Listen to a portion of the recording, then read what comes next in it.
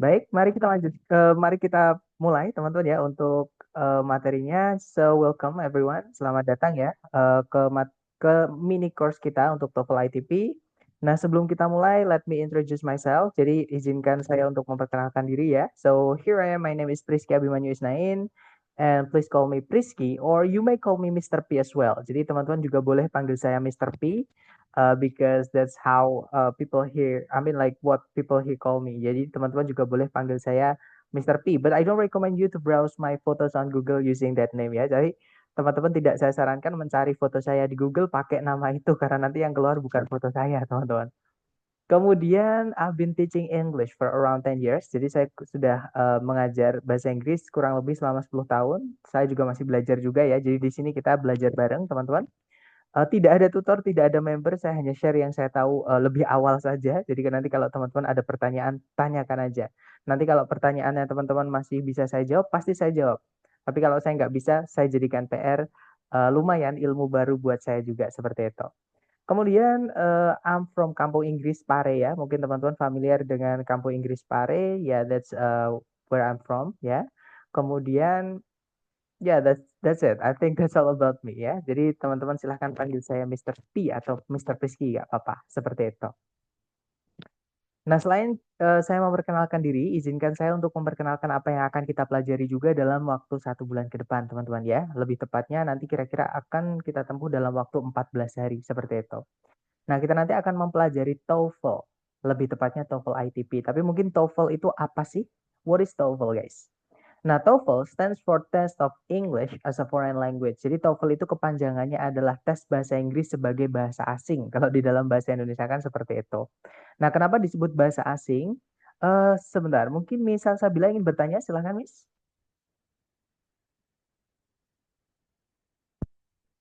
Boleh di-unmute Miss Salsabila?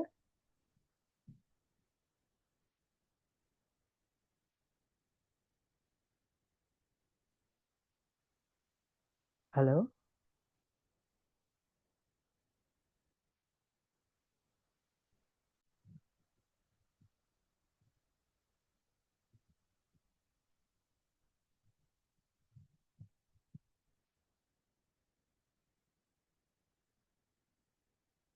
Halo, Miss Salsabila, ingin bertanya apa? Silahkan, jangan sungkan-sungkan.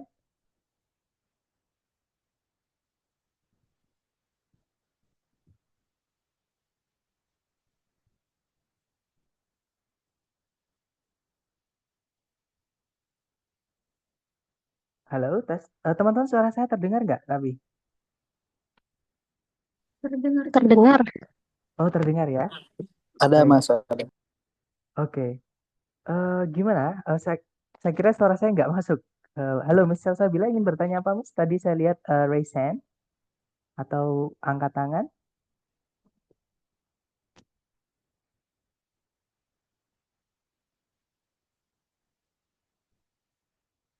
Sorry, salah salah ketik. Atau kita lanjutkan dulu ya, teman-teman. Mungkin salah pencet. Ada bahasa asing karena bukan bahasa ya. Iya, betul. That's right. Jadi bahasa itu dibagi menjadi tiga ya, teman-teman. Yang pertama ada bahasa ibu atau bahasa pertama kita. Atau kita bisa nyebutnya adalah mother tongue. Seperti itu. Gitu ya. Nah, kemudian apa namanya? eh, Bahasa kedua kita itu adalah bahasa pemersatu kita, yaitu bahasa nasional kita, teman-teman. Oke, nah bahasa nasional itu misalkan saya dari Jawa Timur, teman-teman ada yang mungkin dari luar Jawa, terus kita masih bisa saling memahami, masih bisa saling berkomunikasi seperti itu, gitu ya. Nah kemungkinan itu bisa kita pahami karena bahasa kedua tadi, yang bisa membuat kita itu saling memahami satu sama lain walaupun beda daerah seperti itu. Nah, untuk bahasa selain mother tongue dan juga second language itu kita semuanya nyebutnya adalah foreign language atau bahasa asing. Ya, mungkin teman-teman ada yang pernah stay di pondok gitu ya, kemudian belajar bahasa Arab atau teman-teman pernah belajar Mandarin atau teman-teman belajar bahasa Perancis, Jepang dan lain-lain itu adalah bahasa asing. Nah, bahasa Inggris ini salah satunya, teman-teman, seperti itu. Gitu ya. Kemudian Mr. P, sorry tadi suaranya kecil seperti jauh. Kalau sekarang gimana, teman-teman? Sebentar, coba saya ini ya, saya colokkan kembali headset saya. Maksud saya cabut, saya colokkan kembali. Sekarang sudah lebih jelas, Mas Priski. Halo, tes tes. Sudah lebih jelas. Sudah lebih jelas, teman-teman? Halo, Sudah. cek. Oke, sudah ya. Baik, terima kasih. Di saya tadi nggak ada suaranya, Kak. Maaf, Kak. Tapi sekarang gimana? Misal saya bilang, apakah keluar suaranya? Tapi nanti teman-teman tenang aja, nanti ada rekaman kelasnya yang teman-teman bisa review kembali gitu ya. Jadi teman-teman nanti bisa tonton kembali, misalkan tadi ketinggalan atau ada, misalkan teman-teman datang terlambat atau misalkan ada gangguan, nanti ada rekaman. Nah, biasanya di rekaman itu jelas, teman-teman. Nah, biasanya gangguan-gangguan suara dan lain-lain itu karena koneksi. Nggak enaknya online seperti itu. Gitu ya, karena koneksi itu bisa kadang di saya atau di teman-teman seperti itu. Oke, lanjut lagi ke berikutnya ya, teman-teman. Nah, untuk jenis tes TOEFL sendiri yang populer di Indonesia ada dua ini. Maksudnya populer itu yang biasa dipakai, teman-teman. Karena sebenarnya tes TOEFL itu banyak sekali jenisnya, ya. Cuman kalau yang kita sering pakai, entah buat beasiswa dan lain-lain itu ada dua ini, gitu ya. Nah, oh ya, saya tadi ada yang ketinggalan, maaf teman-teman. Jadi yang membuat TOEFL itu bukan orang Indonesia ya, karena ini penting, nanti ada hubungannya di lanjutannya gitu. Jadi TOEFL ini yang membuat bukan Indonesia. Oke, dia yang membuat lembaganya namanya adalah ETS atau Educational Testing Service. Yang letaknya atau lembaga ini ada di New Jersey, Amerika Serikat. Sejak tahun 1964 sampai sekarang. Jadi yang membuat TOEFL sendiri itu bukan orang Indonesia. Kecuali kalau TOEFL prediksi mungkin ya, itu adalah buatan orang Indonesia. Itu pun kadang juga nyamut-nyamut dari buku-buku seperti itu, teman-teman. Oke. Nah, kalau yang resmi itu buatan ETS atau asli dari New Jersey, Amerika Serikat, bukan buatan orang Indonesia. Dan TOEFL sendiri yang umum itu ada dua jenis ini ya, yaitu ITP atau Institutional Testing Program sama IBT, Internet Based Test. Nah, TOEFL ITP itu hanya menguji atau mengetes tingkat pemahaman teman-teman. Jadi seberapa teman-teman bisa memahami apa yang diucapkan atau yang tertulis dalam bahasa Inggris. Artinya, teman-teman tidak diminta untuk menggunakan bahasa Inggris, entah dalam percakapan ataupun dalam tulisan. Gitu ya. Jadi hanya untuk memahami saja. Nah, kemudian skor range atau rentang nilainya nanti, kalau misalnya teman-teman salah semua katakanlah, yaitu nilainya 310, jadi tetap ada nilai, teman-teman. Dan kalau misalnya teman-teman perfect benar semua, itu nilainya adalah 677. Seperti itu. Nah, sedangkan untuk IBT itu nanti yang diteskan itu ada mirip dengan IELTS, teman-teman. Jadi full skill and mastery. Jadi kemampuan dan juga apa namanya penguasaan ya itu juga dites di sini. Artinya teman-teman nanti juga diminta untuk ngomong dalam bahasa Inggris dan nulis dalam bahasa Inggris juga di TOEFL yang IBT. Nah, tapi daripada teman-teman ngambil TOEFL yang IBT, sekalian saya sarankan untuk ngambil IELTS ya, lebih mudah IELTS, teman-teman. Dan kalau teman-teman ngambilnya di IDP ya, itu bisa lebih dermawan lah gitu ya. Jadi yang ngasih nilai itu lebih mudah seperti itu. Nah, untuk IBT itu nanti rentang nilainya ada 0 sampai 120, teman-teman. Gitu ya. Izin bertanya, Mister, saya tes TOEFL di kampus buat pendamping ijazah TOEFL-nya namanya prediction test, Kak.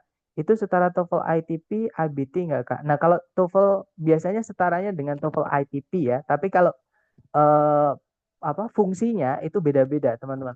Kadang TOEFL prediksi itu hanya bisa dipakai untuk beberapa kampus, gitu ya.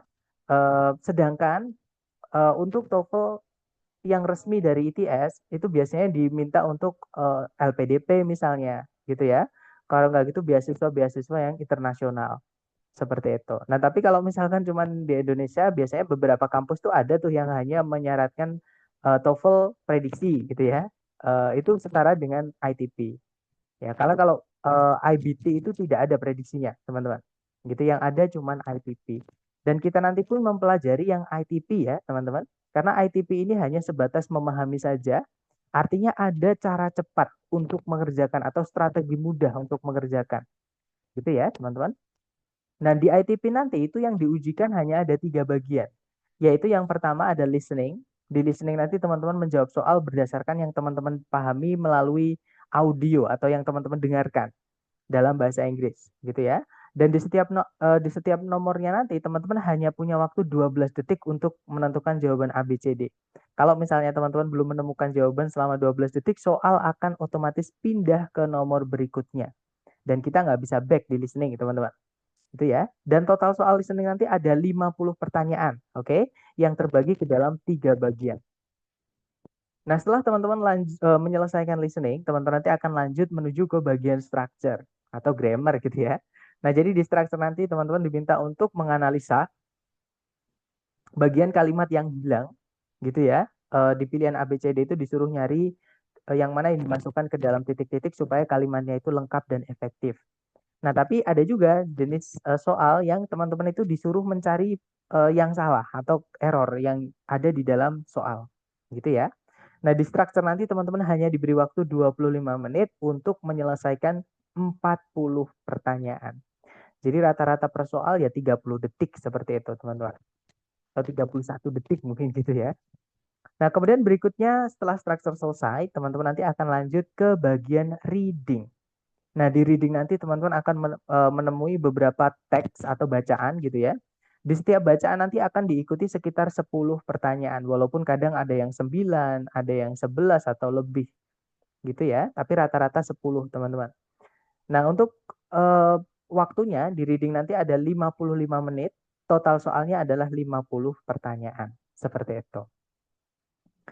Nah, kemudian untuk belajarnya nanti kita akan tempuh dalam waktu 1 bulan ke depan ya, karena hari Sabtu Minggu kita libur, hari aktif kita hanyalah hari Senin sampai hari Jumat ya teman-teman. Nah, hari pertama sampai hari ke-10 nanti kita akan fokus dulu dengan bagian structure. Karena structure ini sudah fix teman-teman. Ya, sudah apa namanya? Sudah pasti kayak matematika, kayak ilmu matematika. Kalau 1 tambah 1 2 gitu ya. 2 tambah 2 4 seperti itu. Jadi kita akan membahas structure dulu karena banyak juga bahkan tutor-tutor itu bahasa Inggris ya kesulitan untuk bagian structure ini. Terutama kalau yang memang basicnya grammar mungkin mudah teman-teman di structure. Tapi kalau ada tuh yang tutor misalkan ngajar speaking, dia udah pinter sekali speaking, bahasa Inggrisnya udah bagus, tapi ketika TOEFL structure biasanya masih low. Gitu ya, karena structure itu adalah pembentukan kalimat baku, teman-teman. Sedangkan di penggunaan sehari-hari itu kalimat belum tentu yang baku. Jadi bisa dibilang kita ngerti bahasa Inggris ataupun paham bahasa Inggris belum tentu bisa di structure. Padahal structure itu sesimpel nanti yang akan kita pelajari, teman-teman. Dan di structure nanti ada 10 bab yang sudah saya urutkan dari bagian yang paling penting dan paling mudah. Semakin ke belakang nanti semakin sulit, tapi tidak semakin tidak penting, teman-teman. Maksudnya semakin tidak penting itu gini, contoh ya, di dalam kalimat itu wajib ada subjek sama predikat supaya lengkap. Contohnya, Rita sedang tidur. Nah, itu kan kalimatnya lengkap, teman-teman. Ada subjeknya Rita, predikatnya sedang tidur. Nggak ada keterangan, nggak masalah. Nggak ada objek, nggak masalah. Nah, semakin ke belakang, nanti kita akan belajar bagian-bagian kalimat yang eh, boleh ada, boleh tidak. Nah, itu yang saya maksud. Tapi kalau subjek predikat itu wajib ada. Seperti itu. Dan kalau teman-teman misalnya nih ada berhalangan nggak bisa hadir di salah satu pertemuan atau salah satu bab, disarankan untuk mengikuti rekamannya dulu ya, kemudian nanti baru mengikuti kelas berikutnya. Kenapa? Karena kalau teman-teman loncat satu bab, pasti teman-teman bingung. Sisanya nanti pasti bingung. Seperti itu. Jadi ini sudah saya urutkan, teman-teman. Gitu ya. Dan setelah kelas pasti ada rekamannya yang bisa teman-teman akses.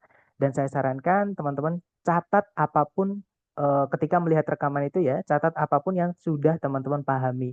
Kalau teman-teman belum paham ya jangan dicatat, ditanyakan dulu gitu ya, baru nanti kalau sudah paham baru dicatat, karena kalau teman-teman belum paham kok dicatat, ketika teman-teman melihat catatan teman-teman sendiri itu nanti bukannya teman-teman itu jadi ingat atau paham tapi malah jadi bingung ya. Jadi tanyakan dulu, ketika sudah paham baru dicatat seperti itu. Nah, kemudian setelah structure selesai, kita nanti akan lanjut di bagian listening di hari ke-11 sampai hari ke-13. Nah, tapi teman-teman ya, karena part B sama part C ini materinya singkat atau sedikit, bisa kita rangkap menjadi satu. Ya, jadi listening nanti akan kita pelajari dalam waktu 2 hari, teman-teman. Kemudian begitupun di reading ya. Reading itu yang harusnya ada 6 bab, saya menemukan cara yang lebih cepat lagi, teman-teman, atau yang lebih gampang, bisa dibilang seperti itu. Jadi yang awalnya 6 bab itu menjadi 3 bab. Dan 3 bab itu bisa kita pelajari dalam waktu 2 hari. Seperti itu. Jadi nanti teman-teman akan selesai programnya itu lebih cepat gitu ya. Sebelum hari H tes dari lembaga. Nanti teman-teman akan dapat tes dari lembaga seperti itu. Gitu ya, teman-teman. Nah, ketika sambil menunggu nanti, kalau teman-teman selalu hadir, jadi nanti kan ada absensi ya. Jadi atau langsung aja ke next slide, teman-teman. Nah, jadi ini adalah aturan di dalam kelas atau mekanisme di dalam kelas. Yang pertama ada absensi atau attendance check. Nah, absensi ini hanya teman-teman lakukan di hari pertama. Jadi setelah kelas nanti teman-teman akan saya kirimkan Google Form untuk diisi ya. Terutama teman-teman ingat nama Zoom-nya teman-teman. Dan itu jangan dirubah selama teman-teman mengikuti kelas ini. Atau kalau ada perubahan ya kabar-kabar seperti itu. Gitu ya, tapi saran saya jangan dirubah daripada nanti teman-teman masuk terus tapi tidak apa namanya tidak terhitung masuk. Nah, absensi ini tujuannya apa? Jadi gini, teman-teman, absensi ini sebenarnya bukan dari lembaga ya. Ini inisiatif saya sendiri.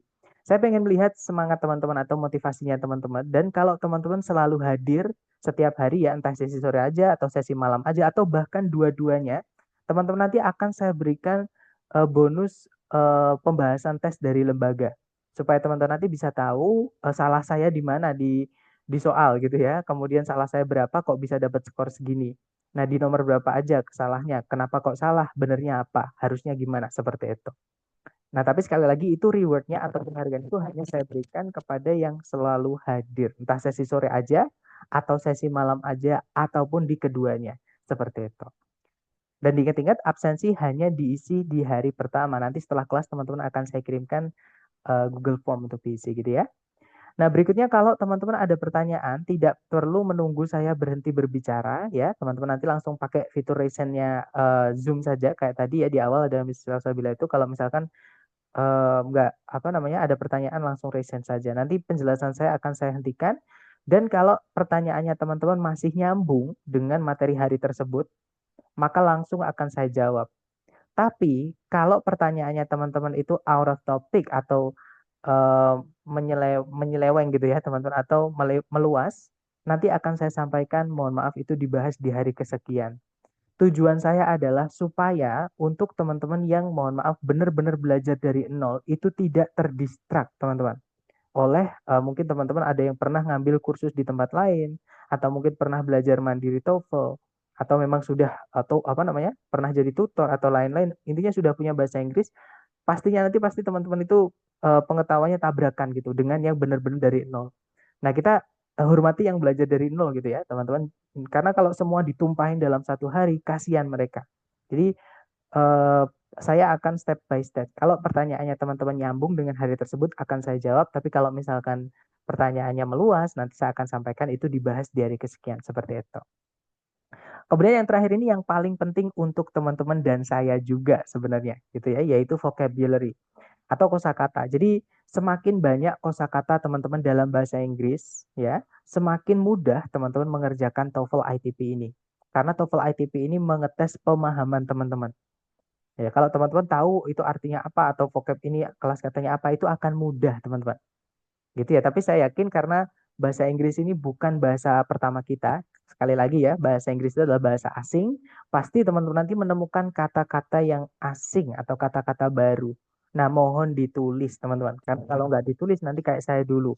Saya dulu pertama itu menyepelekan gitu ya. Kalau menemukan vocab baru saya mikir, alah cuman itu nanti pasti ingat. Nah, kalau nggak ditulis nanti ketabrak lagi ketabrak vocab baru, hilang teman-teman seperti itu. Jadi teman-teman sediakan satu halaman bagian paling belakang buku itu sediakan untuk menulis vocab.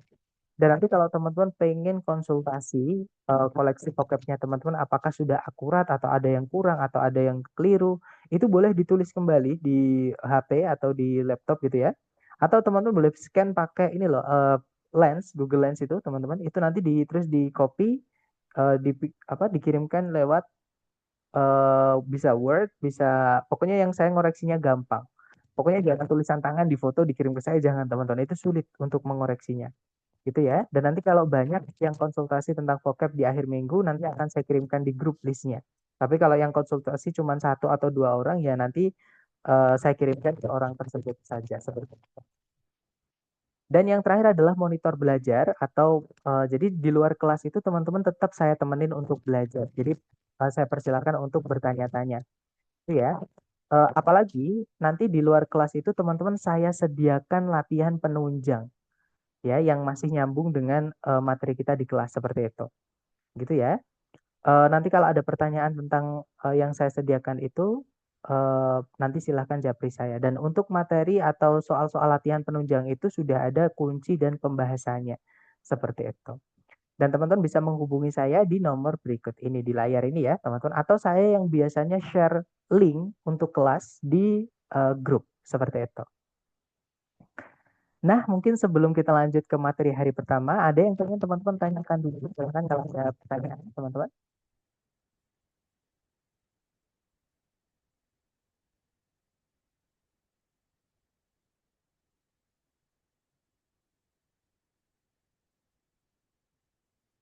Sepertinya tidak ada ya. Baik, kalau gitu kita lanjut ke materi hari pertama.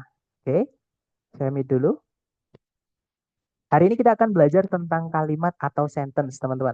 Nah, kenapa sih kok kita harus mempelajari kalimat atau sentence ini? Karena di bagian struktur nanti ya, teman-teman, itu teman-teman diminta mencari bagian kalimat yang hilang.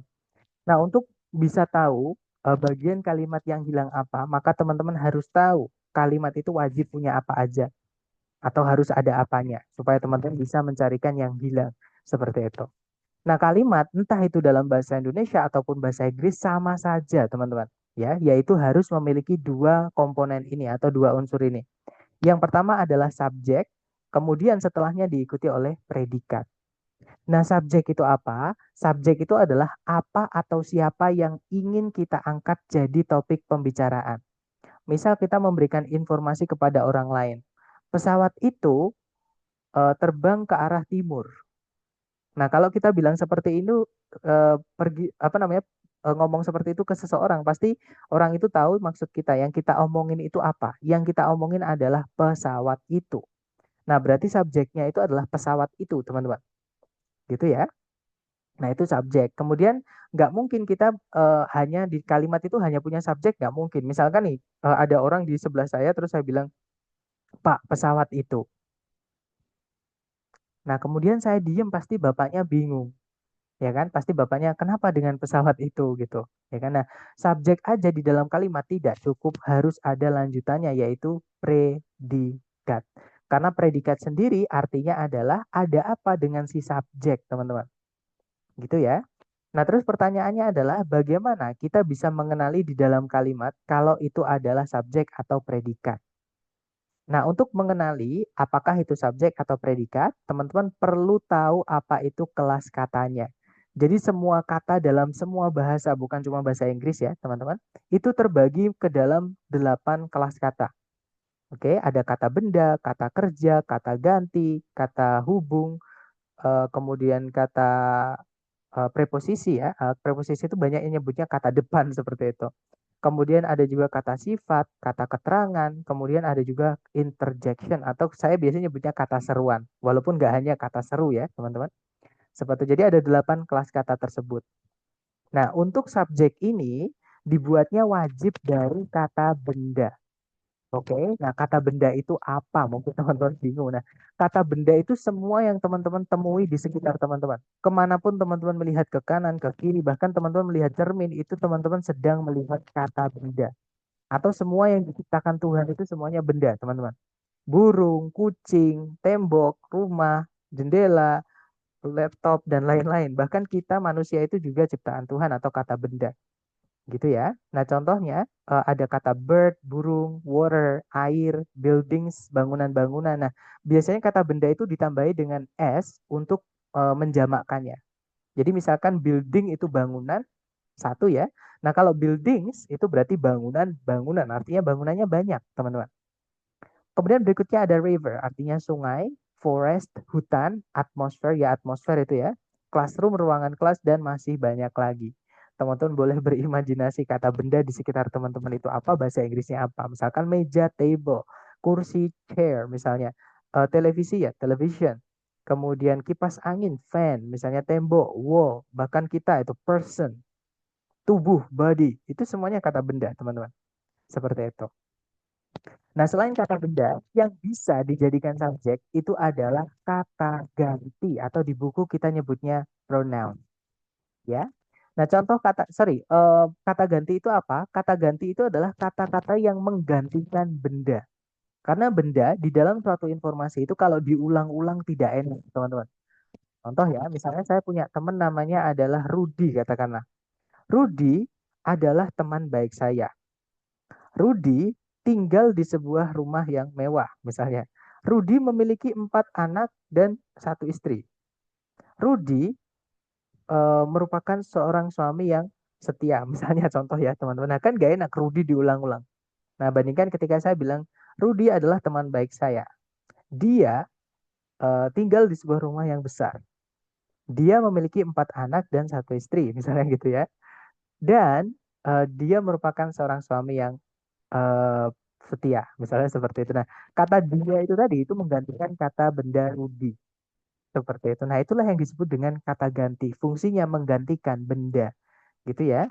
Nah, untuk kata ganti yang sering keluar di TOEFL itu contohnya ada kata he, she, atau it. Itu artinya sama-sama dia, teman-teman. Bedanya kalau he itu dia laki-laki. Misalnya Rudi tadi. Ya, jadi kalau mau bilang dia, yang kita maksud adalah Rudi itu adalah he. Nah, kalau misalnya yang kita maksud itu wanita atau cewek gitu ya, kita pakainya she. Misalnya kita punya temen namanya Lita misalnya. Nah, Lita itu digantikan menjadi she, gitu ya. Nah, kemudian kalau it itu dia yang kita nggak tahu cewek cowoknya, teman-teman. Misalnya kita lihat ada berang-berang nih lari ke arah kita. Nah, berang-berang kan nggak pakai lipstick, nggak pakai rok, gitu ya, nggak pakai anting. Kita nggak tahu berang-berang ini cewek apa cowok, teman-teman. Nah, maka untuk bilang dia merujuk ke berang-berang tadi, itu kita bilangnya it. Atau misalkan benda mati kan nggak punya cewek cowok ya, teman-teman. Misalkan bolpen, bolpen itu kita bilangnya ya it kalau jumlahnya satu, seperti itu. Kalau mau bilang dia gitu ya. Nah, kemudian kalau bendanya banyak, entah itu benda manusia ataupun bukan manusia, itu kita pakainya they, artinya mereka. Karena banyak yang menganggap they itu hanya untuk manusia. Tidak, teman-teman. Benda mati pun kalau misalkan jamak atau banyak ya, itu kalau diganti pakainya they atau pakai those juga boleh. Artinya itu, gitu ya. Kemudian ada once artinya bisa orang-orang, bisa benda-benda atau hal-hal gitu ya. Kemudian ada others artinya yang lain-lain. Diingat-ingat others yang ada s-nya, tambahan s-nya di akhir. Itu artinya yang lain-lain seperti itu.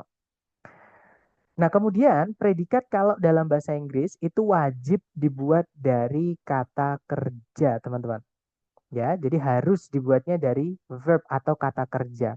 Makanya kalau misalnya kita mau bilang saya baik-baik saja, ada yang tahu bahasa Inggrisnya, teman-teman. Misalkan saya tanya ke teman-teman nih, how are you today, guys? Teman-teman jawabnya gimana? I'm fine. Nice, I am fine, good. Nah, padahal teman-teman kalau misalkan kita pecah ya, yang artinya saya itu adalah I. Yang artinya baik-baik saja itu adalah fine. Nah, tapi kenapa kita tidak bilang I fine saja? Kan informasinya kan saya baik-baik saja. Ya kan? Kenapa harus ada am di situ? Kenapa I am fine bukan I fine? Nah, sekali lagi ya, yang saya sampaikan di atas tadi, teman-teman, dalam bahasa Inggris, predikat itu wajib dibuat dari kata kerja. Oke, sedangkan fine itu adalah kata sifat. Baik-baik saja itu sifat, menunjukkan keadaan dari suatu benda, teman-teman. Ya sama kayak misalnya besar, sama kayak misalnya jauh, sama kayak misalnya lama, itu adalah kata sifat, menjelaskan bendanya. Nah, sama fine ini baik-baik saja. Itu juga kata sifat. Nggak bisa jadi predikat. Makanya dimasukkanlah kata kerja hanya buat syarat. Itu dari keluarganya to be, teman-teman. Gitu ya. I am fine. Saya baik-baik saja. Seperti itu. Nah, tapi kalau misalnya di dalam kalimat sudah ada kata kerjanya nih. Contoh, saya mau bilang, saya mencintai musik atau saya suka musik. Apa bahasa Inggrisnya? Ada yang tahu? Jangan takut salah, guys. Boleh dicoba. I love music. I love music. Good. Nah, kenapa kok nggak ada M-nya, teman-teman? Kenapa kok bukan I am love music? Kenapa harus I love music? Nah, karena love itu adalah kata kerja, gitu ya. Maka jangan dimasukkan M lagi karena nanti double predikat atau pemborosan. Nah, kalimat yang baik itu harus efektif ya, harus efisien juga. Efektif itu menyampaikan informasi secara lengkap. Efisien tidak ada pemborosan. Ya, tidak ada pengulangan, tidak ada yang tidak diperlukan seperti itu. Gitu ya. Nah, kalau sudah ada kata kerja, contohnya love di situ, maka jangan dimasukkan predikat lagi. Ya, jadi cukup bilang I love music saja, jangan bilang I am love music karena nanti predikatnya double atau pemborosan predikat. Seperti itu. Gitu ya. Nah, jadi kesimpulannya adalah kalimat dalam bahasa Inggris wajib punya subjek dan predikat. Subjek dibuatnya kalau nggak kata benda ya dari kata ganti. Salah satu aja. Gitu ya. Sedangkan predikat dalam bahasa Inggris itu wajib dibuat dari kata kerja. Gitu ya, teman-teman. Nah, cuman teman-teman harus aware, harus tahu bahwa kata kerja dalam bahasa Inggris itu berbeda dari kata kerja dalam bahasa Indonesia, teman-teman. Nah, bedanya apa? Kata kerja dalam bahasa Inggris itu bisa berubah-ubah di dalam kalimat bentuknya. Ya, jadi ada istilahnya itu bare verb atau verb satu. Ya, kemudian ada juga past verb, itu verb 2 lampau, teman-teman. Ada juga past participle, itu verb 3. Ada juga uh, present verb for singular subject, itu adalah verb SES. Kemudian ada juga present participle, itu verb ing. Kemudian ada juga to infinitive yaitu to verb satu dan juga auxiliary verb. Nah, jadi kata kerja misalnya nih makan. Makan di dalam kalimat itu bisa saja berbentuk eat, bisa juga berbentuk ate, bisa berbentuk eaten, bisa berbentuk eats, bisa berbentuk eating, bisa berbentuk to verb satu, sorry, to eat maksud saya, maaf. Ataupun misalnya auxiliary verb, misalnya will eat atau must eat, misalnya seperti itu. Itu auxiliary verb, teman-teman. Gitu ya. Nah, yang perlu teman-teman ketahui adalah bentuk-bentuk bentuk-bentuk kata kerja ini penggunaannya masing-masing berbeda. Oke, nah kenapa juga saya tadi menyebutnya subjek predikat bukan subjek verb seperti yang mungkin buku-buku kebanyakan sebutkan kan kalau buku contohnya Longman itu nyebutnya subjek verb, teman-teman. Nah, saya kurang setuju dengan penyebutan subjek verb. Kenapa? Karena saya takutnya setiap teman-teman menemukan verb atau kata kerja dianggap sebagai predikat. Padahal di dalam kalimat tidak semua verb bisa jadi predikat. Nah, pertanyaannya adalah verb apa aja yang fungsinya atau yang bisa menjadi predikat, yaitu verb satu, verb 2, verb SES, dan juga auxiliary verb. Hanya 4 ini, teman-teman, yang bisa jadi predikat. Kalau teman-teman menemukan ada verb 3 yang berdiri sendiri tanpa auxiliary sebelumnya, verb ing yang berdiri sendiri tanpa auxiliary sebelumnya, dan juga to verb satu itu bukan predikat. Gitu ya. Nah, mungkin ada yang pengen ditanyakan dulu sampai di sini karena materi inti sudah selesai. Sebelum kita lanjut ke contoh soal, silahkan kalau ada pertanyaan dulu, teman-teman.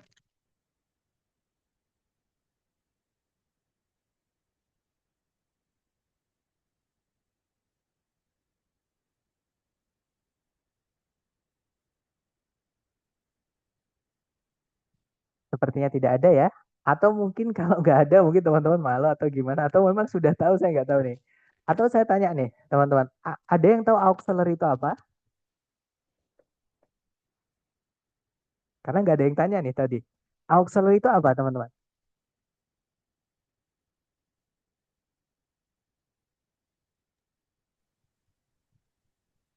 Kata kerja yang digunakan untuk melengkapi dan menjelaskan kata kerja utama, Sir. Iya, betul. Atau kita lebih simpelnya kita nyebutnya kata kerja bantu. Terima kasih, Mas. Jadi auxiliary itu dia juga kata kerja, teman-teman. Cuman dia nggak bisa berdiri sendiri di predikat itu nggak bisa. Harus ada kata kerja lain setelahnya. Contohnya auxiliary itu akan. Nah, kalau teman-teman ketemu orang nih terus tiba-tiba bilang, Pak, kita akan. Nah, orangnya pasti nungguin, teman-teman. Kalau nggak gitu orangnya tanya, akan ngapain gitu. Jadi akan itu harus dilanjutkan. Misalkan kita akan berangkat, misalkan. Atau kita akan menonton film bareng di lapangan, misalkan gitu ya. Dan lain-lain. Jadi akan itu adalah salah satu contoh auxiliary. Dan akan itu harus dilanjutkan dengan kata kerja lain. Seperti itu. Kita akan makan bareng, kita akan mencari kucing yang hilang misalnya, dan lain-lain. Nah, auxiliary itu intinya adalah kata kerja bantu. Dia juga kata kerja, fungsinya membantu kata kerja lain di predikat. Gitu ya. Dan auxiliary itu ada 4 jenis, teman-teman. Yang pertama ada namanya dummy auxiliary, yaitu keluarganya do. Nah, keluarganya do itu siapa aja? Yaitu kita punya do, kemudian does, kemudian did. Yang mana do, does, did ini wajib setelahnya diikuti oleh verb satu. Contohnya, saya tidak tahu. I do not know. Dia tidak tahu. She does not know. Bukan she does not knows ya, ataupun she does not knowing. Bukan. Jadi she does not know. Contohnya saya kemarin tidak eh, tidak datang ke kelas misalnya. I did not attend the class yesterday. Nah, did not attend ya, bukan did not attended ya, teman-teman. Karena pakai did harus verb satu setelahnya. Kemudian auxiliary berikutnya kita punya keluarganya to be. Nah, to be itu keluarganya ada is, kemudian am, kemudian are, bentar, are, kemudian was, dan juga were. Gitu ya. Sebenarnya ada lagi, teman-teman, yaitu be, kemudian been, kemudian being. Cuman untuk sementara yang perlu teman-teman pahami atau ketahui itu yang sampai were-nya itu aja, teman-teman. Ya, nanti akan kita bahas lagi yang be, been, being di bab-bab berikutnya. Nah, untuk to be ini boleh diikuti dua jenis kata kerja. To be boleh diikuti verb ing, caranya kita bilang sedang. Contohnya saya sedang belajar ya, I am studying. Saya sedang makan, I am eating. Saya sedang nonton TV, I am watching television, dan lain-lain. Gitu ya. Nah, to be ini juga boleh diikuti verb 3. Itu caranya kita bilang pasif nanti. Itu materi kita hari ketiga, teman-teman. Gitu ya. Kemudian berikutnya kita punya keluarga auxiliary yaitu dari keluarganya have. Nah, yang perlu teman-teman ketahui adalah have ini bukan artinya mempunyai. Have di sini artinya adalah sudah atau telah, ya. Yang mana have ini punya ketiga anggota keluarga yaitu have, kemudian has dan juga had. Yang mana have has had ini harus diikuti verb 3. Contoh, saya sudah makan, I have eaten. Saya sudah belajar, I have studied. Saya sudah, misalkan saya sudah pulang, atau saya sudah datang itu ya, I have arrived. Misalnya seperti itu, I have arrived home. Misalkan kalau saya sudah pulang ya, I have arrived home. Seperti itu. Dan yang terakhir kita punya keluarganya modal auxiliary atau modal. Keluarganya paling banyak teman-teman, yaitu ada will artinya akan, kemudian shall artinya akan atau harus gitu ya. Kemudian ada can artinya dapat, bisa, mampu, boleh, mungkin. Nah, can ini artinya paling banyak teman-teman. Kemudian ada juga misalnya may artinya boleh atau mungkin. Berikutnya ada must artinya harus atau juga bisa pasti gitu ya. Kemudian ada juga might artinya mungkin. Kemudian yang old itu kita misalnya kita punya would artinya akan tapi tidak terpenuhi ya teman-teman. Jadi kayak akan tapi omong doang. Kemudian ada could itu artinya dapat tapi lampau masa lalu gitu. Kemudian ada juga should artinya sebaiknya atau seharusnya. Nah, untuk modal ini gandengannya adalah verb satu atau kata dasar. Nah, kalau teman-teman perhatikan tidak ada verb SIS ataupun verb 2. Kenapa? Karena verb SIS dan verb 2 itu tidak boleh pakai auxiliary, teman-teman. Seperti itu. Jadi auxiliary itu do verb satu, be verb ing atau be verb 3, have verb 3, dan modal verb satu. Seperti itu. Ini jangan dihafal ya, teman-teman. Saran saya teman-teman tulis aja nanti setelah kelas sambil mengikuti rekaman ya. Nah, kemudian ketika latihan teman-teman sering-sering aja buka latihannya. Itu nanti akan hafal sendiri tanpa harus hafalan. Seperti itu. Gitu ya, teman-teman. Nah, sekarang kita lanjut ke contoh penerapannya. Sorry, yang sudah kita pelajari hari ini ke contoh soalnya. Jadi diterapkan di contoh soal. Nah, contoh soalnya seperti ini. Cara yang saya sarankan adalah teman-teman cari kata kerja sebagai predikatnya dulu. Ya, jadi bukan nyari subjeknya dulu, teman-teman. Tapi yang saya sarankan adalah teman-teman cari predikatnya dulu. Pertanyaan saya ke teman-teman, adakah teman-teman menemukan ada predikat di soal? Kalau ada, kira-kira di kata apa, teman-teman? Atau di frasa apa? Jangan takut salah, teman-teman boleh nyoba dulu di Are, screenshot, guys. Iya, betul. are. are known. Betul, that's right, Miss. Nah, di situ kita sudah punya predikat, teman-teman. Nah, selain predikat kan kalimat juga harus punya subjek. Titik-titik terletak di sebelumnya, predikat itu tempatnya subjek. Berarti di sini kita kehilangan subjek. Nah, berarti jawabannya yang mana? A, B, C, D yang bisa jadi subjek. Ah, Iya, yang alpha. Ya, yaitu strikes. Ini kata benda nama dari burung ini, teman-teman. Gitu ya, kan burung ini kan bisa dilihat, diraba, diterawang, diputar, dijilat, dicelupin. Itu adalah ciri-ciri kata benda. Kalau yang Bravo kenapa Sir kok salah? Karena di situ ada that, the. Kalau teman-teman menemukan that-nya itu kelas katanya namanya adalah conjunction atau kata hubung. Nah, kenapa kok nggak boleh kita masukkan kata hubung ke situ? Nah, kata hubung itu tidak boleh dimasukkan di kalimat sederhana, alias kalimat yang hanya memiliki satu subjek dan juga satu predikat. Karena nanti informasinya ambigu atau tidak selesai, teman-teman. Ya, jadi conjunction itu hanya dipakai di kalimat majemuk, kalimat yang memiliki lebih dari satu subjek predikat. Seperti atau materi kita besok, teman-teman hari kedua, ya. Kalau yang Charlie kenapa salah, Sir? Nah, karena di situ ada predikat lagi, yaitu is. Nanti predikatnya double atau pemborosan. Kalau yang Delta, Sir, sama kayak yang Bravo. Yang Delta itu ada kata which, teman-teman.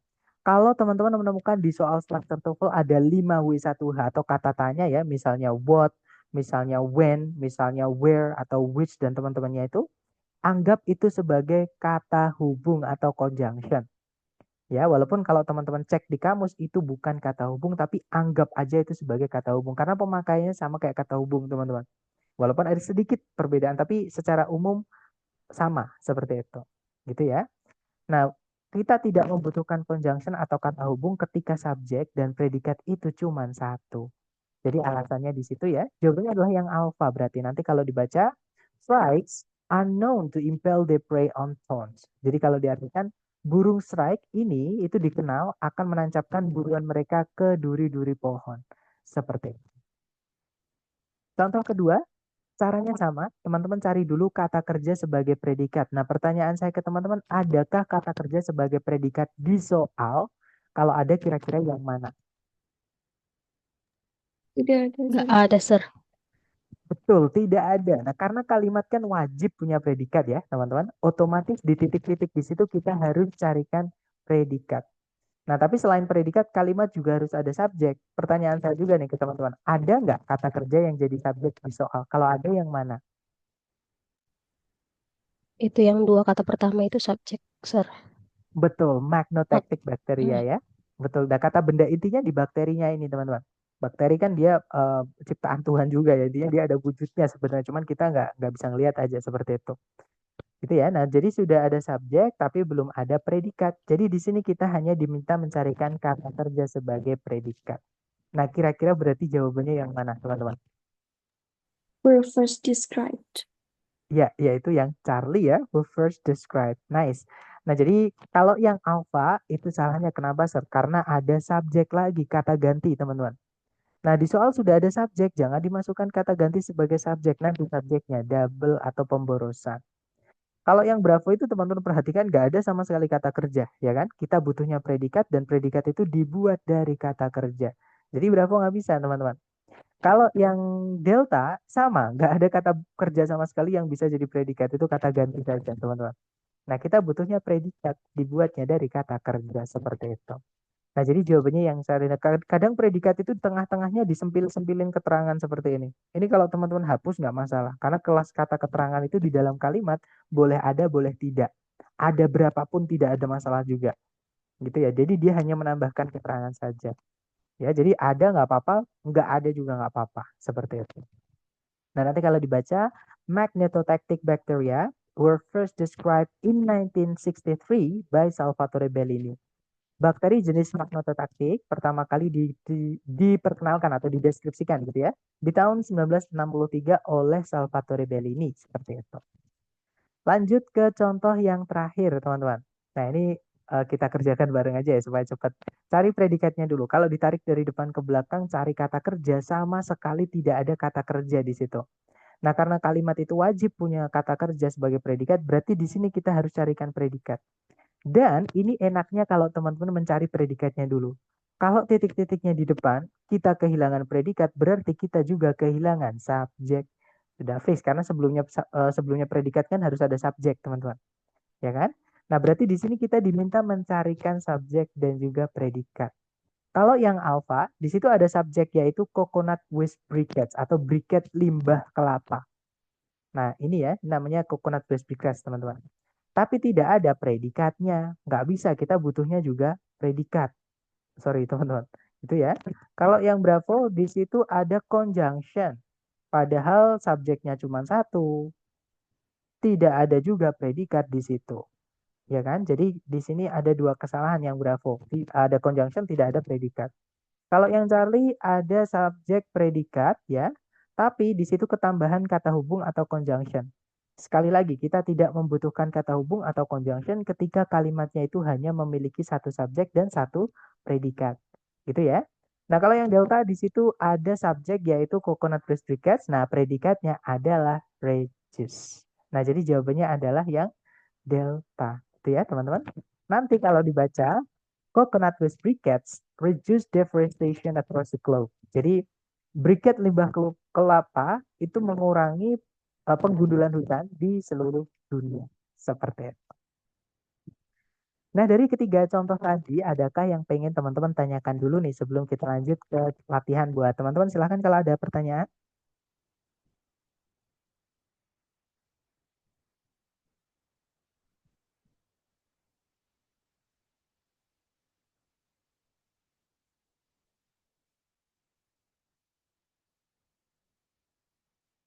Sepertinya nggak ada ya, aman ya teman-teman. Oke deh, kalau gitu sekarang giliran teman-teman untuk mempraktekkan yang sudah teman-teman pelajari hari ini ke latihan soal. Jangan takut salah ya, untuk chatnya saya mute dulu, maksudnya untuk audionya saya mute dulu supaya teman-teman bisa lebih berkonsentrasi dan tidak ada suara bocor. Kemudian untuk chatnya, ini saya batasi supaya hanya teman-teman bisa chat ke saya ya, supaya tidak mengganggu teman-teman yang lain. Silahkan dicoba dulu, jangan takut salah ya teman-teman, kita belajar salah itu bagian dari proses, waktunya 30 detik pojok kanan atas, dimulai dari sekarang.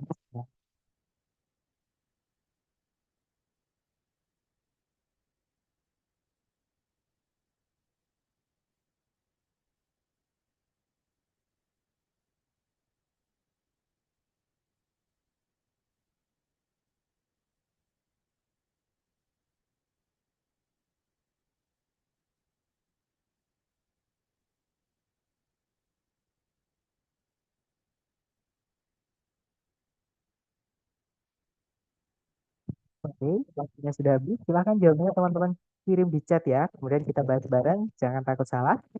Dan saya lihat ada jawaban delta dan semuanya menjawab delta. Oke, deh, kalau gitu kita bahas bareng teman-teman. Seperti biasa, dicari dulu kata kerja sebagai predikat soal. Kalau ditarik dari depan ke belakang, di situ belum ada predikat sama sekali. Berarti kita cari-carikan predikat ya. Subjeknya adalah ends. Nah, berarti di sini kita hanya memerlukan predikat saja. Cari A, B, C, D yang predikat saja, teman-teman. Yang alpha itu the cultivation. Kalau teman-teman menemukan akhiran kata pion-pion, 90% dia adalah kata benda.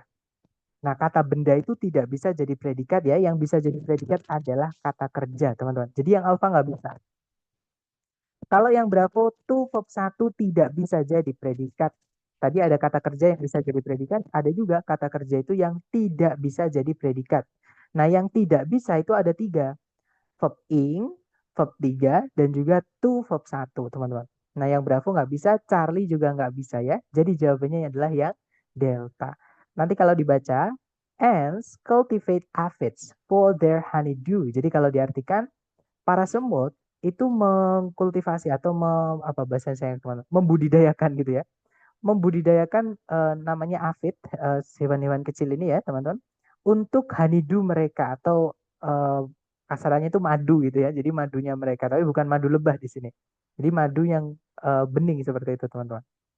Lanjut lagi ke nomor berikutnya. Nice, jawabannya delta. Dicoba lagi, jangan takut salah. 30 detik dimulai dari sekarang. Silahkan teman-teman.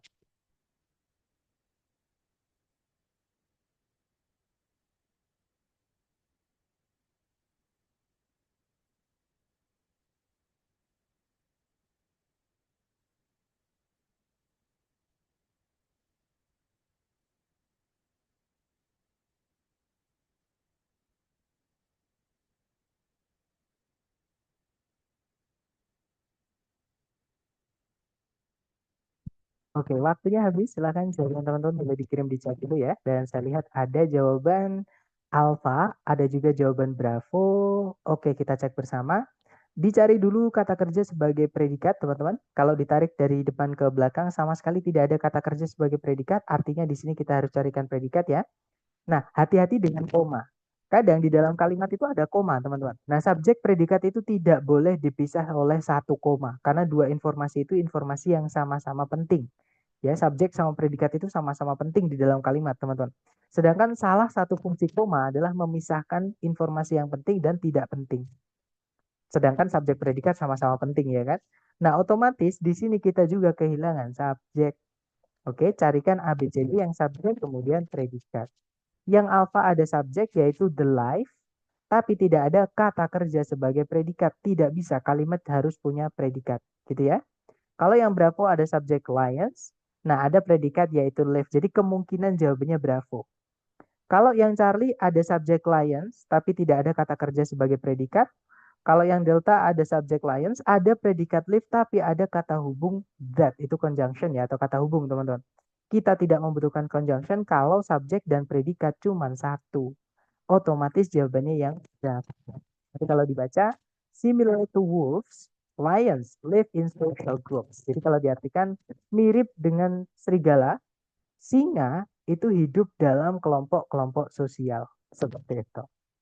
Lanjut ke nomor berikutnya, silahkan teman-teman coba dulu.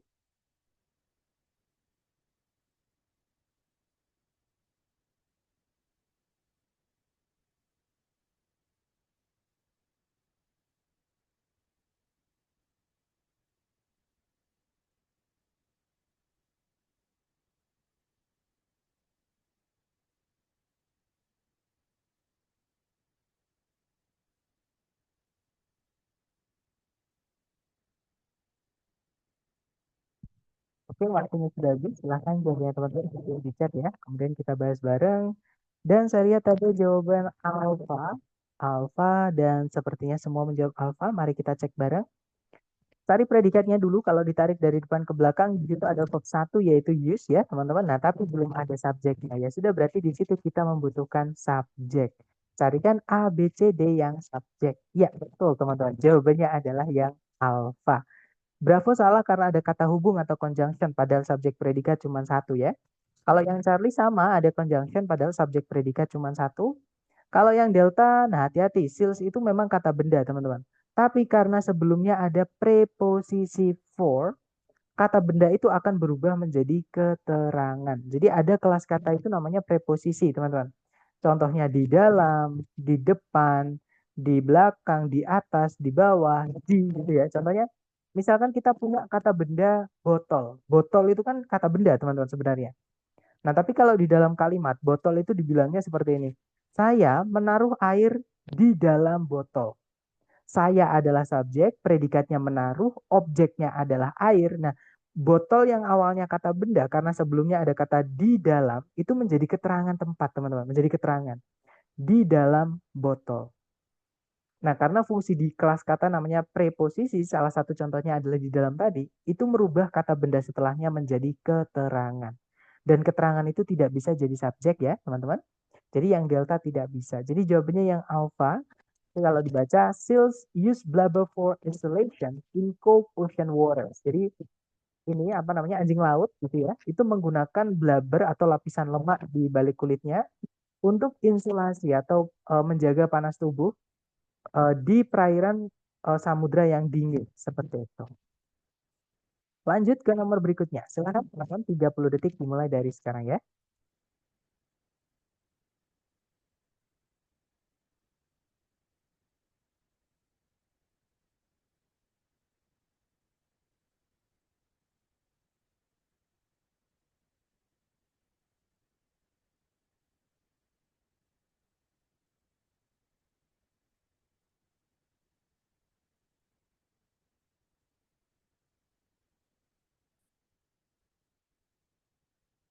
Oke, waktunya sudah habis. Silahkan jawabannya teman-teman boleh dikirim di chat dulu ya. Kemudian kita bahas bareng. Dan saya lihat teman-teman ada yang menjawab Bravo, ada juga yang menjawab Charlie. Kita cek bersama ya. Dicari dulu kata kerja sebagai predikat di soal. Di situ kalau ditarik dari depan ke belakang, ada verb satu yaitu range, teman-teman. Nah, range itu memang bisa jadi kata benda, juga bisa menjadi kata kerja, gitu ya. Nah, range di sini ini fungsinya dia sebagai kata kerja, teman-teman. Oke. Nah, kalau kita cek yang alpha tidak bisa karena ada conjunction, sedangkan subjek predikat cuma satu. Kalau yang bravo, di situ ada subjek. Jadi kemungkinan jawabannya yang bravo. Nah, kalau yang Charlie saya paham, pasti teman-teman nanti tadi kejebak di kata range-nya ya, karena banyak yang menganggap range itu hanya kelasnya kata benda, artinya rentang. Nah, kalau di situ nggak enak diartikan rentang, teman-teman. Nah, misalnya yang Charlie itu kan subjek predikat ya, dimasukkan di sini dan range-nya kata benda. Nanti kalau diartikan jadinya seperti ini. Kuda merupakan rentang dalam hal warna kulit dari putih bersih hingga coklat gelap. Kan nggak enak diartikan ya, teman-teman. Jadi range itu adalah kata kerja, artinya bervariasi atau berbeda-beda seperti itu. Maka kita tidak perlu predikat lagi ya. Jadi jawabannya adalah yang bravo, teman-teman. Kalau yang delta salah karena ada conjunction padahal subjek predikat cuma satu, gitu ya. Nah, nanti kalau dibaca horses range in coat color from pure white to deep brown. Jadi kalau diartikan kuda itu berbeda-beda atau bervariasi dalam hal warna kulit gitu ya atau warna bulunya itu dari putih bersih hingga coklat gelap seperti itu. Lanjut ke nomor berikutnya. Atau gini, kalau teman-teman misalkan penasaran nih, suatu kelas kata itu bisa nggak sih punya kelas kata lain? Teman-teman bisa membuka kamus. Dan saya sarankan pakai kamus yang memang benar-benar asli buatan sana, KBBI-nya sana gitu teman-teman. Atau kita nyebutnya monolingual, jadi kamus yang cuma satu bahasa. Gitu ya. Nah, teman-teman bisa pakai Longman, bisa pakai Cambridge, bisa pakai Oxford ya. Tapi kalau yang TOEFL ini saya sarankan pakai Longman aja yang lebih mudah gitu ya, teman. Walaupun tidak selengkap saudara-saudaranya ya. Misalnya kita cari kata range. Nah, range itu ada angkanya nanti kalau teman-teman lihat. Ya, yang pertama memang dia bisa jadi kata benda. Oke. Nah, tapi kalau kita geser ke pengertian kedua.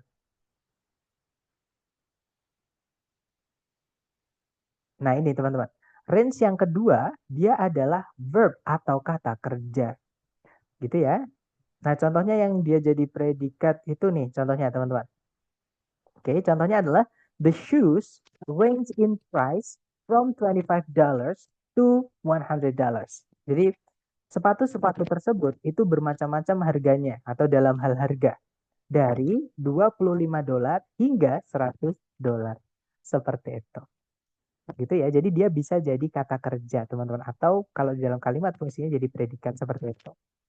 Mister, gimana caranya kita membedakan range itu yang kata kerja dan kata benda di dalam kalimat seperti itu? Nah, teman-teman masih ingat, kata kerja dan kata benda itu fungsinya beda. Ya, tapi kalau di soal tadi kita pakai arti ya, kita pakai makna, teman-teman. Tapi kalau misalkan teman-teman pengen tanya, gimana kita menempatkan range yang kata benda dan range yang kata kerja? Nah, mumpung masih buka kamus juga ya, teman-teman. Range yang kata kerja atau verb, itu tempatnya ya fungsinya verb sebagai predikat. Contohnya teman-teman yaitu shoes range ya. Nah contohnya lagi the population of the cities ranges. Itu verb SES karena subjeknya tunggal yaitu population teman-teman. Itu ya. Walaupun kata kerja itu juga bisa menjadi yang tidak bisa jadi predikat. Contohnya adalah ini. Ranging from children to grandparents. Nah, nanti kita akan pelajari ini di hari ke-10 ya, teman-teman. Cuman yang sementara ini kita fokus dulu ke kata kerja yang bisa jadi predikat. Nah, ini contohnya predikat, teman-teman. Setelah conjunction itu ada conjunction, ada subjek, kemudian diikuti range. Seperti itu. Nah, sedangkan untuk range yang kata benda, hari ini tadi kita juga belajar kata benda ya, Mister. Yang mana kata benda itu salah satu fungsinya adalah sebagai subjek. Nah, jadi kalau kita cari contohnya range yang dia adalah kata benda, pasti tempatnya adalah salah satunya di subjek. Contohnya ya, kita cari dulu range yang contohnya di subjek.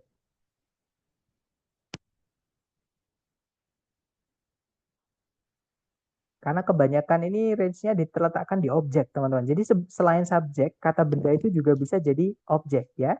Cuman karena, nah contohnya ini, his vocal range is amazing.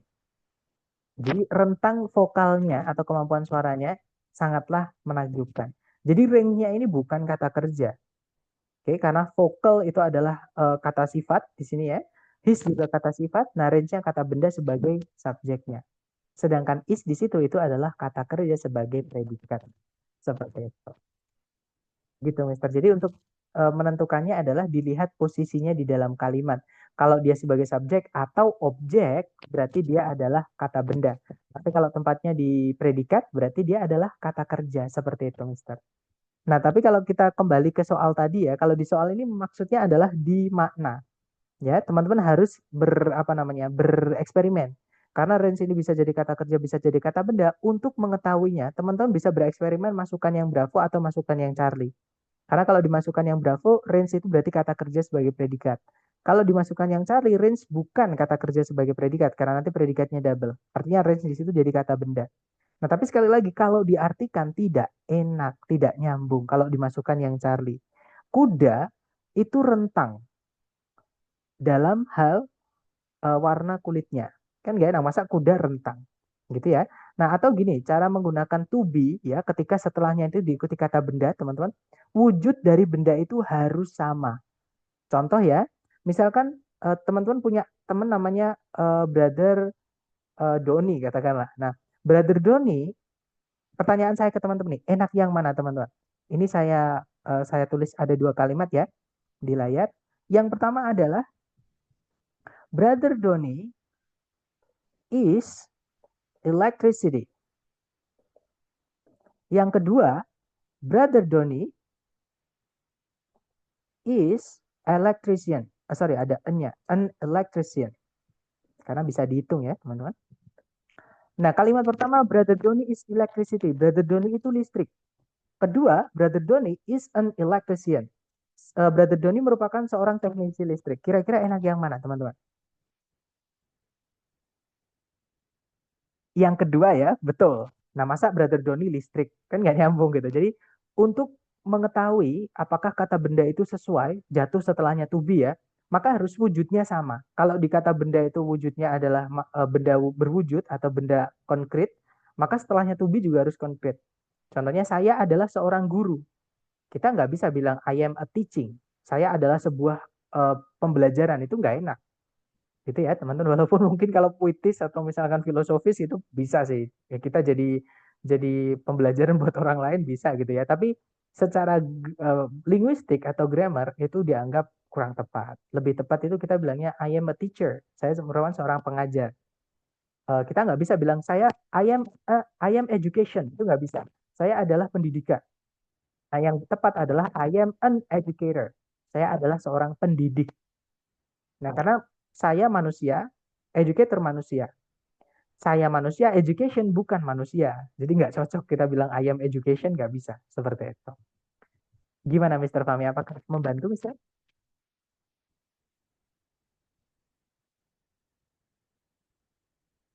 Tapi tenang aja, nanti nggak sesulit ini. Pokoknya teman-teman itu kalau sudah sering latihan, itu nanti hal-hal grammar yang seperti itu, yang teoritis itu nggak akan lagi jadi masalah.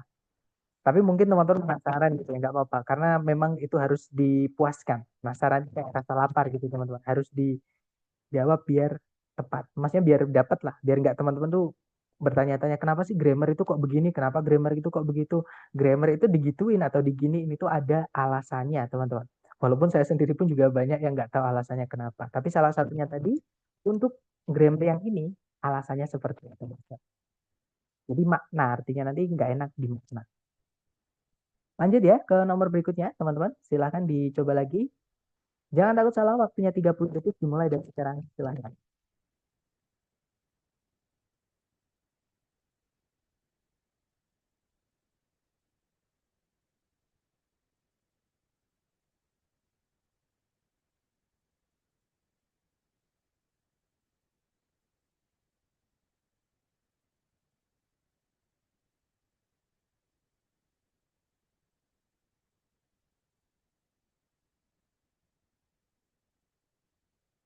Alright, waktunya habis. Silahkan jawabannya teman-teman boleh dikirim di chat ya. Kemudian kita bahas bareng, jangan takut salah.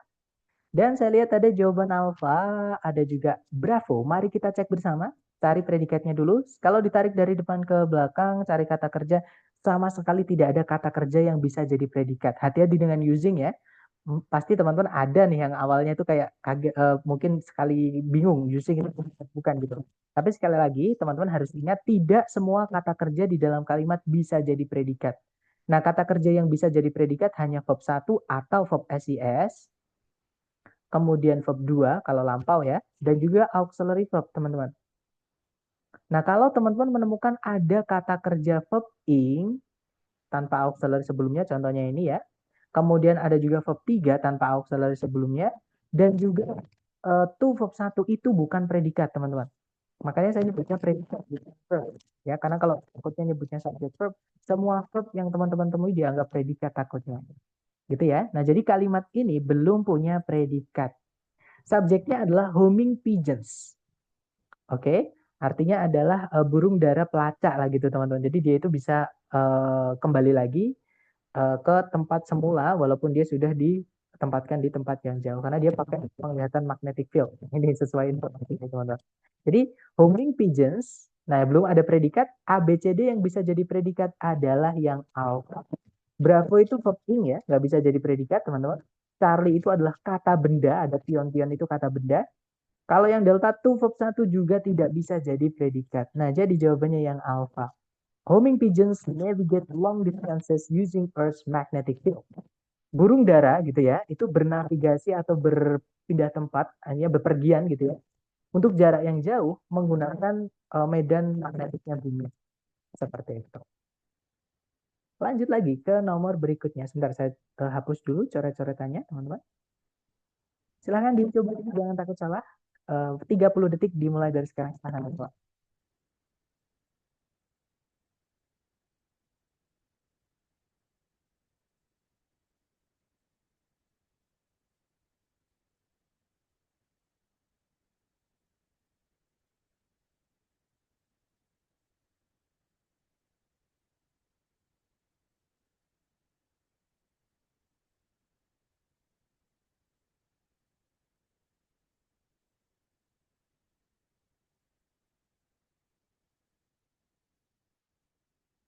Oke guys, waktu ini habis, silahkan jawabnya dikirim di chat. Dicoba dulu, jangan takut salah ya. Dan saya lihat ada jawaban alfa, alfa, dan semuanya menjawab alfa. Oke, kita cek bareng. Seperti biasa dicari dulu kata kerja sebagai predikat. Kalau ditarik dari depan ke belakang, sama sekali tidak ada kata kerja sebagai predikat, ya kan? Berarti di sini kita butuh predikat, teman-teman. Subjeknya adalah coral reefs. Oke, nah jadi jawabannya adalah yang alpha, that's right. Bravo tidak bisa karena to verb 1 nggak bisa jadi predikat. Yang Charlie verb ing tanpa auxiliary sebelumnya is not predicate as well ya. Kalau yang delta itu ada conjunction, tidak ada predikat, nggak bisa. Kita butuhnya predikat, teman-teman. Nah, jadi jawabannya yang alpha. Nanti kalau diartikan terumbu karang itu menyediakan habitat dan perlindungan untuk berbagai jenis spesies laut. Seperti itu. Lanjut ke nomor berikutnya. Silahkan teman-teman coba lagi 30 detik dimulai dari sekarang. Silahkan, teman-teman.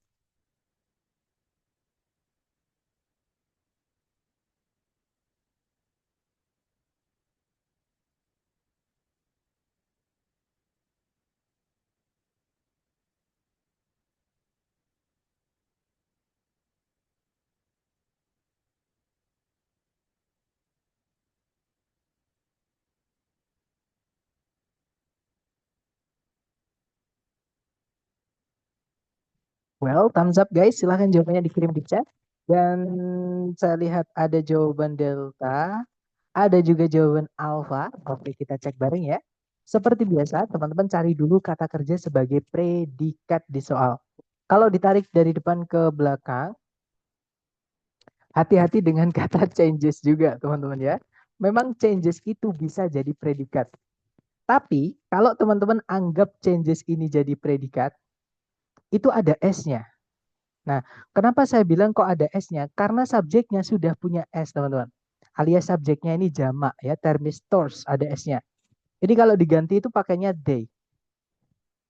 Nah, they itu tidak boleh menggunakan verb SIS.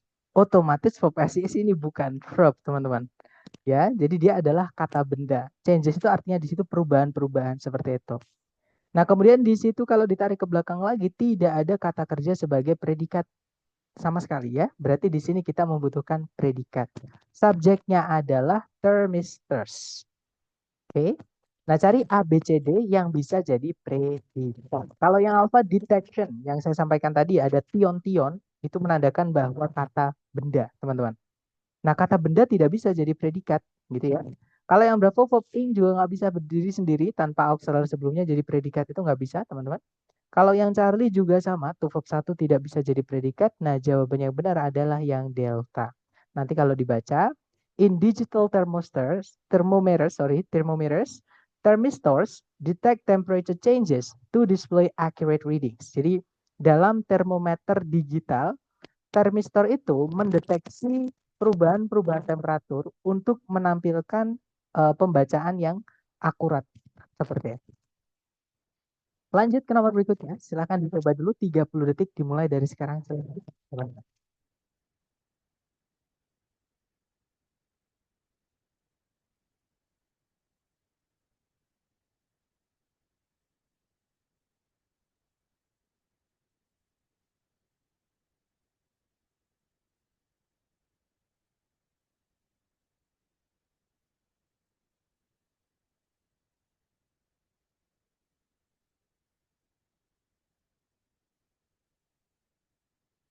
Oke, waktunya habis. Silakan jawabannya teman-teman kirim di chat ya. Dan saya lihat ada jawaban alfa, alfa dan sepertinya semua menjawab alfa. Kita cek bareng. Tarik predikatnya dulu. Kalau ditarik dari depan ke belakang, sama sekali nggak ada kata kerja sebagai predikat. Subjeknya juga belum ada, teman-teman, karena ada koma di situ ya. Nah, cari ABCD yang subjek predikat. Ya, betul. Jawabannya adalah yang alfa, teman-teman. Subjeknya adalah myoelectric sensors. Predikatnya adalah detect. Gitu ya. Bravo nggak bisa karena to verb 1, nggak bisa jadi subjek, nggak bisa jadi predikat. Kita butuhnya subjek dan predikat. Charlie ada conjunction padahal subjek predikat cuma satu. Kalau yang delta ada subjek, tidak ada predikatnya. Gitu ya. Jadi jawabannya yang alpha, teman-teman.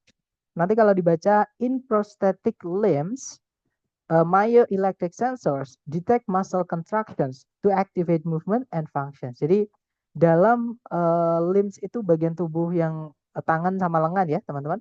Buatan prostetik itu robot atau buatan. Sensor-sensor myoelectric itu mendeteksi kontraksi otot untuk mengaktifkan gerakan dan juga fungsi-fungsinya seperti itu. Lanjut ke nomor berikutnya, silakan teman-teman.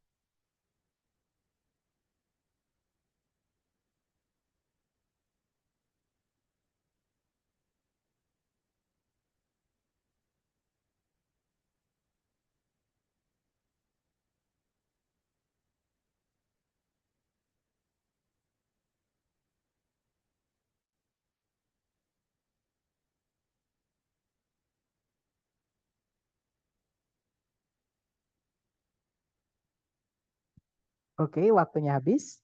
Silakan jawabannya teman-teman boleh dikirim di chat ya. Dan saya lihat ada jawaban Bravo. Ada juga pertanyaan dari Mr. Val. Mr. yang contractions itu kan sama seperti yang sebelumnya yang changes to. Kata tersebut fungsinya sebagai apa ya? Oke, nanti setelah ini ya. Oke, kita cek dulu yang ini. Di situ ada subjek predikat atau tidak. Teman-teman ternyata belum ada predikat. Nah, karena titik-titiknya di paling depan kita membutuhkan subjek juga gitu ya. Cari ABCD yang subjek dan predikat. Yang alpha tidak ada predikat sama sekali walaupun ada subjek ya di situ. Kalau yang Bravo ada subjek, ada predikat, kemungkinan jawabannya Bravo. Yang Charlie ada to verb 1 tidak bisa jadi subjek, juga tidak bisa jadi predikat. Kalau yang Delta ada subjek tapi tidak ada predikat, nggak bisa ya. Jadi jawabannya yang Bravo, teman-teman. Nanti kalau diartikan, sistem kekebalan itu melindungi tubuh dari patogen melalui respon-respon seluler, dan maksudnya seluler itu sel, respon sel kita gitu ya. Dan juga produksi antibodi. Nah, kita ke soal sebelumnya dulu. Untuk muscle construction di sini, karena jatuhnya di setelah detect. Detect itu artinya mendeteksi, dia predikat, teman-teman. Maka kata benda muscle contraction di sini fungsinya adalah sebagai objek. Ya, jadi kalau kita analisa subjeknya adalah myoelectric sensors, predikatnya adalah detect, muscle constructions itu adalah objek, teman-teman.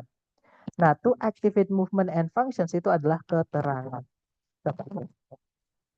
Itu ya, sama kayak yang di changes tadi nomor berapa ya? Ini teman-teman. Jadi subjeknya adalah thermistors, predikatnya adalah detect, objeknya adalah temperature changes. Jadi perubahan-perubahan suhu seperti itu, Mister.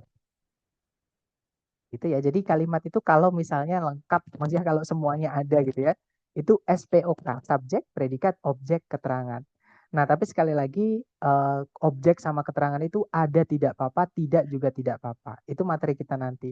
Yang wajib ada adalah subjek sama predikat. Contoh kalimat Rita sedang tidur, itu nggak ada objeknya, teman-teman. Tapi ketika ada teman Rita nih, kita kasih tahu Rita sedang tidur. Terus kita kasih titik, maksudnya kita berhenti, itu pasti dia paham gitu, karena informasinya sudah lengkap. Gitu ya. Jadi objek tidak wajib ada, keterangan juga tidak wajib ada. Nah, tapi kalau kita hanya bilang Rita ke orang itu, pasti orangnya bingung, ada apa dengan Rita? Atau kalau nggak gitu, kita ketemu orang tiba-tiba bilang sedang tidur. Nah, pasti orangnya bingung siapa yang sedang tidur, gitu kan teman-teman? Nah, maka kalimat itu supaya lengkap minimal harus ada dua itu, atau yang wajib ada di dalam kalimat ada dua itu, subjek sama predikat, supaya informasinya bisa dipahami. Seperti itu, Mister. Gitu ya. Oke, nice. Lanjut ke nomor berikutnya. Terakhir, teman-teman, nomor 10 ya. Dicoba lagi 30 detik dimulai dari sekarang. Silakan, teman-teman.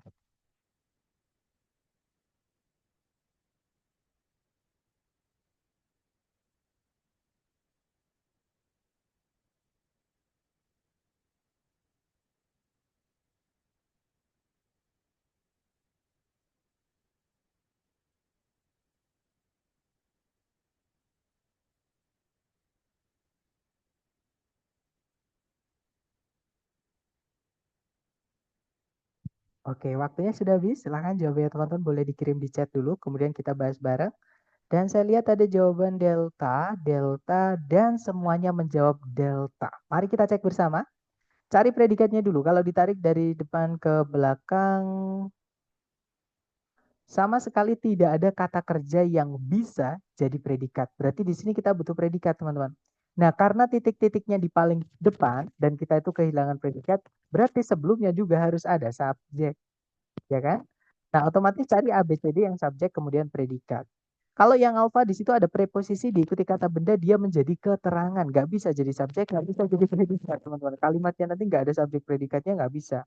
Kalau yang Bravo ada subjek, ada predikat, tapi ada conjunction atau kata hubung.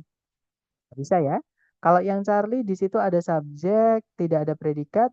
Nah, jawabannya adalah yang delta, betul. Teman-teman, subjeknya adalah millipedes, predikatnya adalah secret. Seperti itu. Nah, nanti kalau diartikan, millipede atau kelabang itu ya, itu membuang atau mengeluarkan senyawa beracun yang mengandung sianida atau benzoquinones, saya nggak tahu ini apa ya teman-teman, untuk mengusir predator dari atau supaya tidak gitu ya menyerang mereka. Seperti itu. Nah, itu tadi adalah materi kita hari pertama tentang subjek dan predikat atau kalimat gitu teman-teman. Diingat-ingat ya, kalimat itu wajib ada subjek dan predikat. Dan paling enak itu paling gampang dicari predikatnya dulu teman-teman. Oke, nanti baru kita mundur untuk mencari subjeknya. Seperti itu. Dan saya harap nanti setelah kelas teman-teman ikuti rekamannya ya untuk menulis atau mencatat apapun yang sudah teman-teman pahami. Karena kalau nggak dicatat nanti pasti di pertemuan berikutnya kita ngulang lagi gitu teman-teman. Jadi tidak efektif. Pembelajarannya jadi apa ya? Jadi kayak terhambat gitu. Gitu ya. Jadi mohon ditulis seperti itu. Kemudian ada pertanyaan, rekamannya jam berapa dikirim, Sir? Insya Allah setelah ini. Jadi setelah ini ada convert Zoom rekaman. Nanti saya kirim di YouTube ya. Mohon bantuan teman-teman juga. Kalau misalkan teman-teman suka, boleh di like, di subscribe juga, boleh di komen. Kalau misalkan ada teman-teman yang pengen belajar TOEFL juga, boleh tuh di share juga rekamannya. Seperti itu. Biar rame gitu teman-teman. Itu ya. Sekali lagi terima kasih atas kehadiran teman-teman dan semoga yang kita pelajari hari ini bermanfaat. Semoga teman-teman juga betah belajar dengan saya ya. Sekali lagi kalau ada pertanyaan apapun jangan sungkan-sungkan japri aja teman-teman. Oke. Terima kasih. It's nice to meet you guys. Senang berkenalan dengan teman-teman semuanya. I'll see you again next time. Setelah saya say, Assalamualaikum warahmatullahi wabarakatuh.